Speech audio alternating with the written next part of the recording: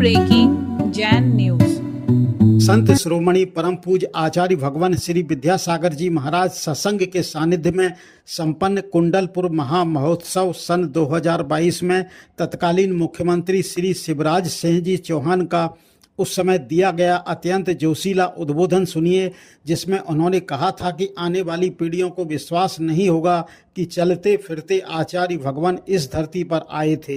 लीजिए सुनिए मुख्यमंत्री श्री शिवराज सिंह जी चौहान का पूरा उद्बोधन। सचमुच में अद्भुत दृश्य है। स्वर्ग के बारे में हमने सुना है,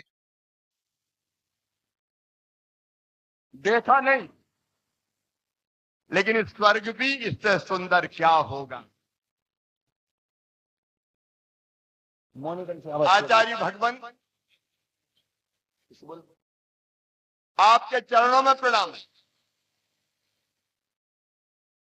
जहां इतने तपस्वी हो, इतने सिद्ध हो, ऐसी दीदियां हो, माता जी जिन्हें संपूर्ण जीवन आचार्य जी के मार्गदर्शन में सब त्याग के समाज की सेवा में लगा दिया। प्रणाम आपको। इस दृश्य को देख के हम धन्य हुए। लेकिन विनय भैया, मैं एक बात का खंडन करता हूं, यहां मुख्यमंत्री नहीं आया, यहां तो गुरु का शिष्य ही आया है।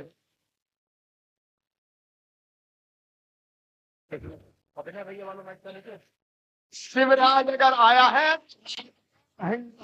छोड़ के आया है। गुरुदेव आपके चरणों में सब कुछ न्यौछावर करने आए,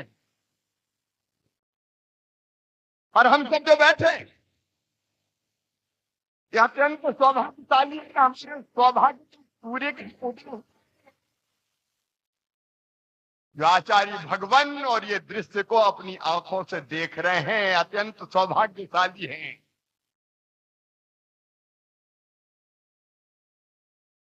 और जब मैं यहां आया तो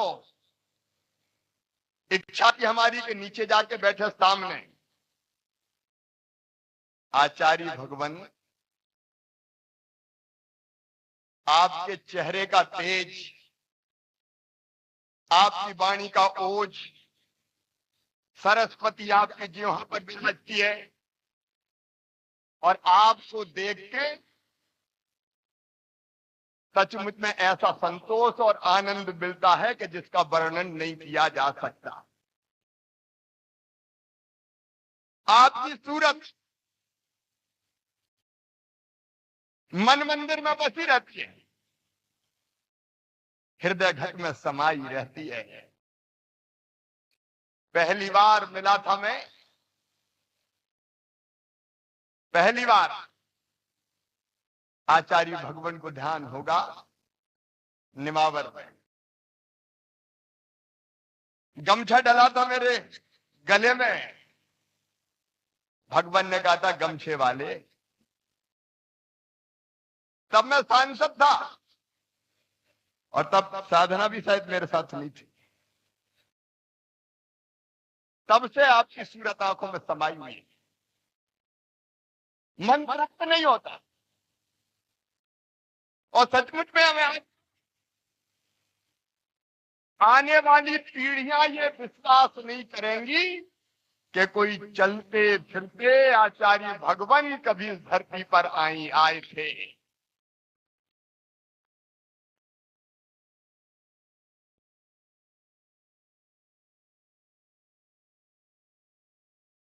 जय धन्य है रे अपन को जो आंखों से देख रहे हैं। भरोसा नहीं करें, इसी तपश्चर्या करने वाले। अब क्या क्या नहीं छोड़ा आपने, बस हमें मत छोड़ देना। कृपा दृष्टि बनाए रखना, आशीर्वाद की वर्षा करना। सचमुच में कोई ऐसे व्यक्ति भी, हाड़ मास के पुतले भी इस धरती पर हो। और मैं एक बात और आज दिल की बात है। अब आज तो मुझे भी मुकुट बांध दिया गया है, तो मैं विनय भैया से कह दिया काय को, बोले आचार्य श्री ने कहा है बांधो। अब आचार्य भगवान की आज्ञा का तो पालन अवश्यम भावी होता है, लेकिन एक खुल के कह रहा हूं, कभी अगर कोई समस्या सामने आती है, सरकार चलाते हुए भी और दुविधा में होते हैं, रास्ता दिखाई नहीं पड़ता, तो अपन दोनों आंख बंद करके और मंदिर में बैठ जाते हैं। आचार्य भगवान दिखाई देते हैं, उनका हाथ उठता है और समस्या का समाधान हो जाता है।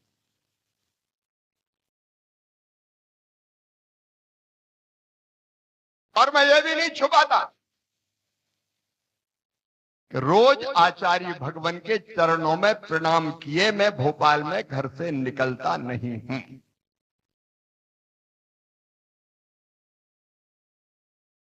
कुछ अद्भुत है सच में। बस एक शिकायत है मुझे, आचार्य भगवान एक के साथ अन्याय करते हैं, सबको न्याय देते हैं, एक के साथ अन्याय, और वो अन्याय करते हैं अपने शरीर के साथ। मैं रोज विनय भैया से पूछता हूं तबीयत कैसी है, इच्छा होती सब डॉक्टर भेज दूं, बोले नहीं वो तो वैद्यराज को ही दिखाएंगे, आयुर्वेद को ही प्रतिष्ठित करेंगे। मैं दृष्टता कर रहा हूं, लेकिन शरीरम आधम खलु धर्म साधनम, ये शरीर सब धर्मों का पालन करने का साधन है। गुरुदेव आप रहेंगे तो सद्बुद्धि रहेगी, आप रहेंगे तो सन्मार्ग रहेगा, हम सही रास्ते पर चलते रहेंगे। शरीर का भी ये चरणों में सबकी तरफ से प्रार्थना है, सबकी तरफ से प्रार्थना। मुझे याद है वो दिन जब मैंने मुख्यमंत्री की शपथ ली, गोपाल जी, जयंत जी, हम लोग साथ से मंत्री हुआ करते थे, और गुरुवर के मन में बड़े बाबा को उचित स्थान देने का भाव आया।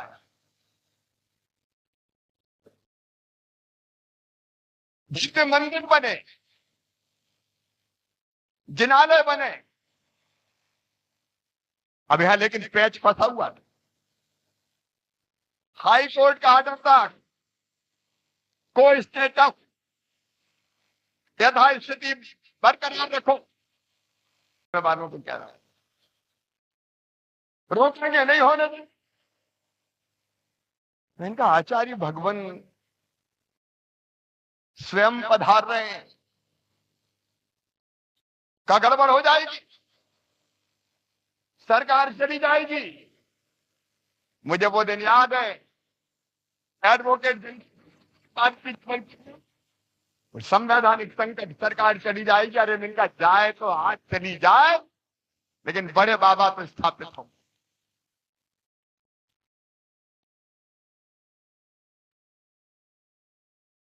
और आज जब ये दृश्य देखते हैं, आहा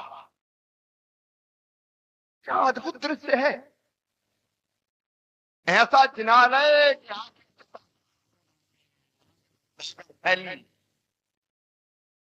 एक एक चीज देखिए, गुरुदेव ने अपने आप को खपा के बनाया। पूरी दुनिया आएगी, आज मैं कह रहा हूं, इस पवित्र धरती पर यहां दर्शन के लिए पूरी दुनिया आएगी, पूरी दुनिया।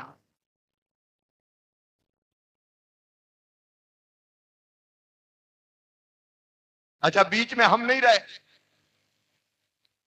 थोड़े टाइम के लिए। अब उसके बाद जो भी हुआ मुझे कुछ पता नहीं। अपन तो सोच रहे थे कि 5 साल अब धरना प्रदर्शन के, लेकिन पता नहीं फिर क्या हो गया, 1.25 साल में वापस आ गए। और फिर एक कोरोना की लहर, दूसरी लहर, अभी तीसरी आ गई।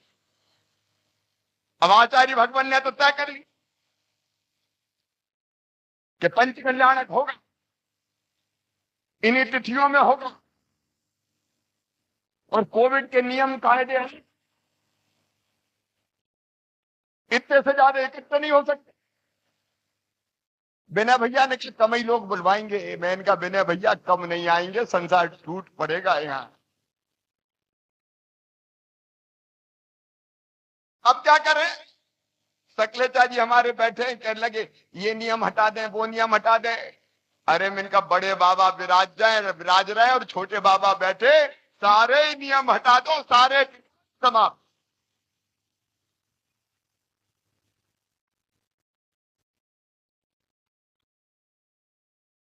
नियम प्रतिबंध हुआ, नहीं हुआ ही, कोई प्रतिबंध नहीं। अब बड़े बाबा जाने, छोटे बाबा जाने। अच्छा, अब कोविड ही बच गया। आजकल केस ही बहुत कम आ रहे हैं, गिने चुने इक्का दुक्का, और वो भी आ रहे हैं तो दूसरी लहर निभाने नहीं आ रहे, मरे खुरे, सर्दी जुकाम, कोविड खत्म।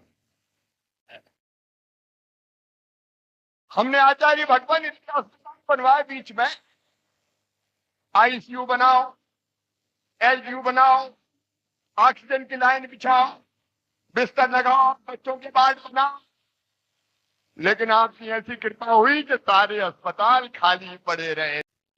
ये सब आपके चरणों की कृपा है। और बाकी जो कुछ हुआ है वो तो आपका ही चमत्कार है, बड़े बाबा का चमत्कार, छोटे बाबा का चमत्कार। ये काय का कोई को श्रेय फ्रेय नहीं है, काय का शिवराज। जो कुछ है बड़े बाबा, छोटे बाबा, तेरा तुझको अर्पण, क्या लागे मेरा। कई बार एक इच्छा होती है कि एक आध मौका ऐसा मिल जाए कि धूल बन के चरणों में चिपक जाए तो कुछ देर साथ तो चले जाए।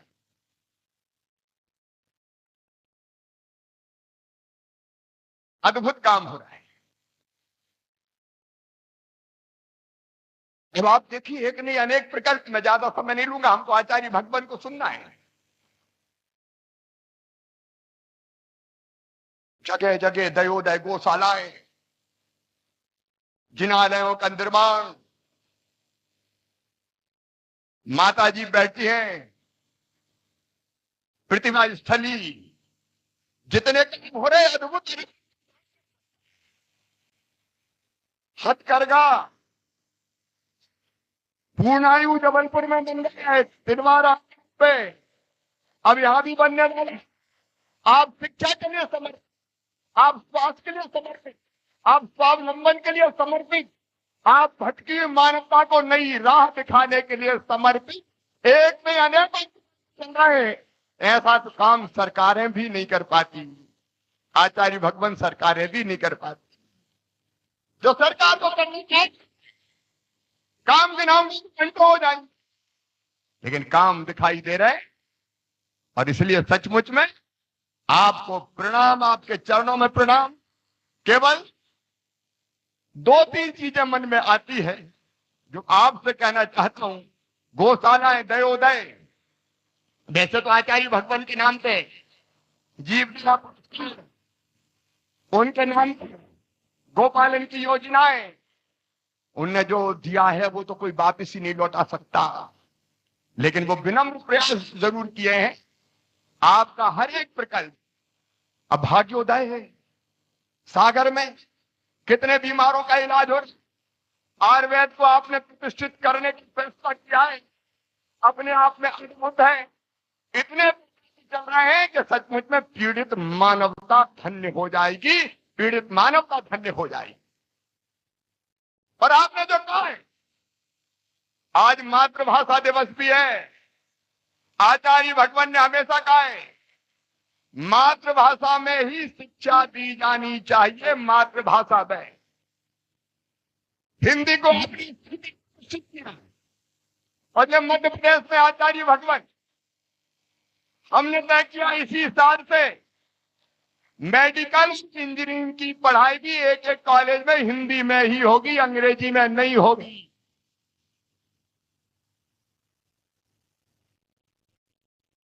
कुछ अंग्रेजी का लोग विरोध करते हैं, अरे धन्नू पन्ना कल्लू मन्ना के बेटा बेटी अंग्रेजी जानते नहीं, काय में पढ़ेंगे, बेचारे पीछे रह जाते। इसे हिंदी में होगी। भारतीय संस्कारों की शिक्षा देने के लिए नई शिक्षा नीति हम लोगों ने नया, जैसे आपने बताया, आपके आशीर्वाद से व्यावसायिक शिक्षा देने का टाइम 6वीं क्लास से ही प्रारंभ करेंगे। और उसके साथ साथ आपने स्वरोजगार और स्वास्थ्य पर ध्यान दिया है। आपके बताए मार्ग पर हम भी चलेंगे। 3 चीजें केवल, एक, गोरक्षा का काम बड़े व्यापक पैमाने पर समाज को भी हाथ में लेना पड़ेगा। अभी और काम की जरूरत है आचार्य भगवन के निर्देशन में। दूसरा, मैं विनम्र अपील करता हूं, यहां के लिए नहीं, सारे देश के लिए, मेरे प्रदेश के लिए, बेटी और बेटी दोनों बराबर माने। मध्य प्रदेश में लाडली लक्ष्मी योजना बनी। आज स्थिति यह है कि 2012-13 1000 बेटों पे केवल 912 बेटियां पैदा होती थी। आज 1000 बेटों पे 956 बेटियां जन्म ले रही है। यह संख्या बराबर होनी चाहिए। बेटियां देवियां हैं, गंगा, गीता, गायत्री, सीता, सत्या, सावित्री, दुर्गा, लक्ष्मी, सरस्वती है। और तीसरी चीज मैं खुद करता हूं, रोज एक पेड़ लगाता हूं। पर्यावरण बचाने के लिए आचार्य भगवन भी उतना ही मार्गदर्शन करते हैं। मैं सबसे कहता हूं कि रोज ना अपने जन्मदिन पे, शादी की वर्षगांठ में, या बच्चों के जन्मदिन पे, या माता पिता की पुण्य स्मृति में पेड़ जरूर लगाएं। यह विनम्र प्रार्थना है मेरी, पर्यावरण बचाने के लिए। और यह प्रशासन भी बैठा है और हम भी बैठे हैं। ये पूरी पहाड़ी योजना बना के कैसे वृक्षारोपण हो, इस पर उसकी योजना भी बनाए। और मैं आचार्य भगवन के चरणों में प्रणाम करते हुए, ये अद्भुत तीर्थ क्षेत्र है और इसलिए मध्य प्रदेश सरकार की तरफ से आज मैं ये फैसला कर रहा हूं कि इसको पवित्र क्षेत्र घोषित किया जाएगा। 4 किलोमीटर आसपास बड़े बाबा के ये पूरा पवित्र क्षेत्र होगा, जहां मांस नहीं, जहां मदिरा नहीं, सारी चीजें निषिद्ध होंगी। यहां भी होगा और बांदकपुर में भी होगा। महादेव, बड़े बाबा महादेव, एक बार फिर हम तो धन्य हुए आचार्य भगवन आपके दर्शन करके। आपकी कृपा सब पर बरसती रहे, बस सद्बुद्धि दें और सन्मार्ग पर चलाएं। आपके चरणों में मध्य प्रदेश की 8.5 करोड़ जनता की तरफ से मैं शीश झुकाकर प्रणाम करता हूं।